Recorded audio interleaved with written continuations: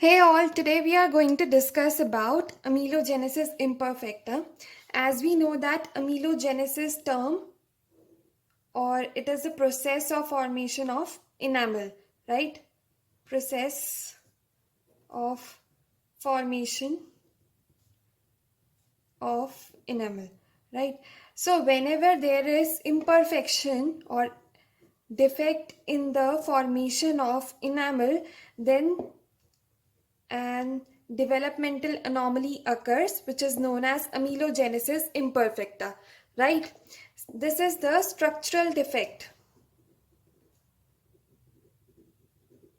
Structural defect, right? You should remember this.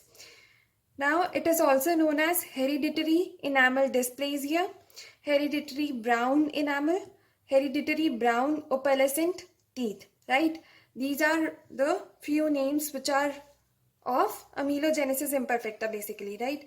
So it is basically a complex inheritance pattern. So this is the structural defect of tooth enamel, right? So as we know that the process of amelogenesis is divided into three stages, right? Genesis. Three stages are there. Stage 1 is formation of enamel matrix, formative stage, right? Then the mineralization, then the maturation stage.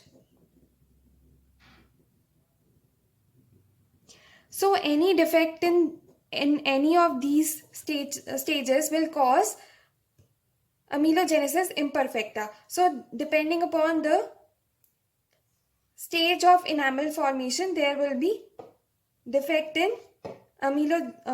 defect in the tooth, you can say, right? So the first one is hypoplastic. Hypoplastic means there is lack of differentiation of cells. Basically there will be hypoplasia of cells, there will be decrease in the number of ameloblasts, so there is lack of formation, right? So this is caused due to lack of formation of enamel, right? So there will be a defect in the formation of enamel in first stage, or you can say in hypoplastic amelogenesis imperfecta. In hypocalcified, there will be a lack of mineralization. Lack of mineralization will be there, right? Hypo means decrease or lack, you can say. Hypomaturation, the term itself says that there will be a defect in maturation, right?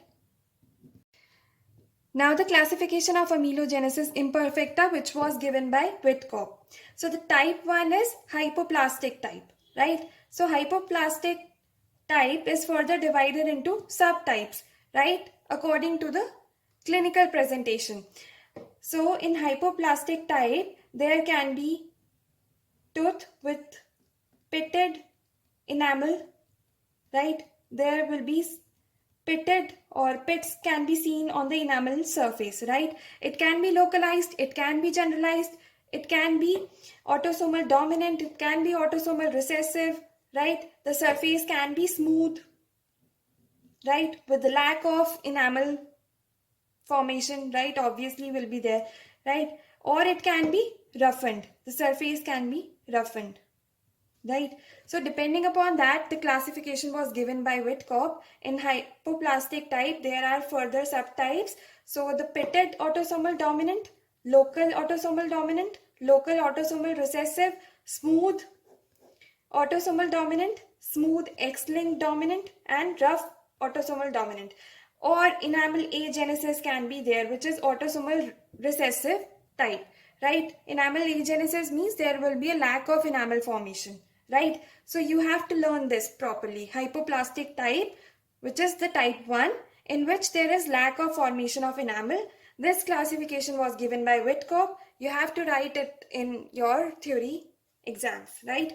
Now the hypomaturation type, which is the type 2. There is defect in maturation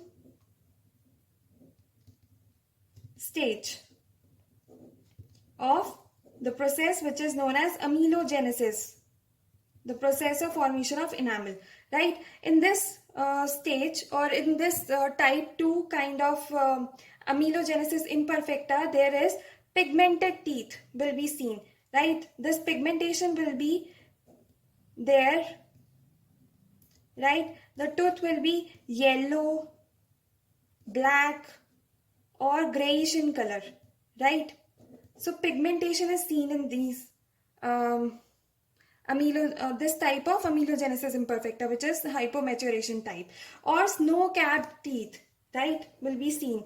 The incisal edges, or you can say the cusp tips of molars will be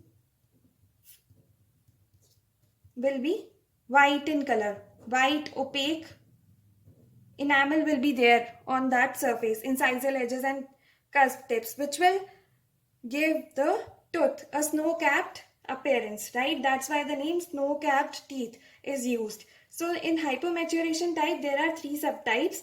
So first one is the pigmented, as there is pigmentation is there in this type, right? It can be X-linked recessive. And the third one is snow-capped teeth. So second A, second B and second C, these are the subtypes you can say. And the third one, there will be snow-capped appearance of the teeth, right? Because of the presence of white opaque enamel, right? Now the type 3, which is known as hypocalcified amelogenesis imperfecta, in which there is lack of mineralization, right? It is divided into 2 subtypes, which is autosomal dominant and autosomal recessive, right? Now the type 4, which is a combination of hypomaturation and hypoplastic type, that is type 1 and type 2, both will be there, with taurodontism. Taurodontism is bull shaped teeth, which we will discuss later on, right, about it. So the hypomaturation and hypoplastic type with taurodontism, either of, so there are 2 subtypes, hypomaturation, hypoplastic with taurodontism, which is autosomal dominant, and also hypoplastic hypomaturation type with taurodontism, which is also autosomal dominant, right? So this was the classification which was given by Whitkop, which is divided into 4 types, that is hypoplastic, hypomaturation, hypocalcified, hypomaturation, hypoplastic with taurodontism, right? Which is having further subtypes. Now the disorders of enamel epithelium will cause alteration in the eruption mechanism. So due to which there will be malocclusion, right? Anterior open bite will be there. There will be lack of contact between tooth, or you can say between teeth, right? So enamel, because of the lack of enamel, there will be lack of contact between teeth. There will be anterior open bite, right? Malocclusion. Now this developmental anomaly is X-linked, right? So the gene, there will be a gene defect which is present on locus JEX85 at XP22, which is location for amelogenin. Amelogenin is enamel protein, you can say, right? So due to which there will be a defect in formation of enamel, basically, right? There is a gene defect. Now the radiographic features of amelogenesis imperfecta, the enamel will be very thin. In radiographs, you can see a very thin layer of enamel, or the enamel is absent, right? Absence. So you can appreciate it in the radiographs. So the thin layer is basically present on the tips of the cusps and on the interproximal surfaces, right? The radio density of enamel may become approximately equal to that of dentine. In hypocalcified type of amelogenesis imperfecta, you can see the radio density of the dentine will be equal to enamel. So it will be very difficult to differentiate between these two, whether it is enamel or dentine, right? Now the histological features of amelogenesis imperfecta. As we know that there are three main types of amelogenesis imperfecta, that is the hypoplastic type, hypocalcified type, and the hypomaturation type, right? So in the hypoplastic type, we know that there is defect in the differentiation or viability of ameloblasts. So there is a defect in the formation of enamel matrix, right? So this is the hypoplastic type, which we will easily appreciate in the histology, right, while examining it. Now the hypocalcification type, there is defect of matrix structure and mineral deposition. So the mineral deposition will be defective. As we know that enamel is made up of hydroxy apatite crystals. So there will be a defect in these, right? Now the hypomaturation type, alteration in the enamel rod and rod sheath structure. So these will be definitely seen in the histological features.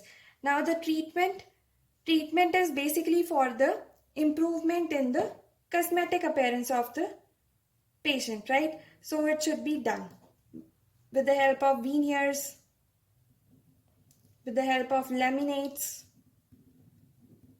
crowns. So the main purpose to treat it is the aesthetic concern, right? To improve the aesthetics, right? Thank you.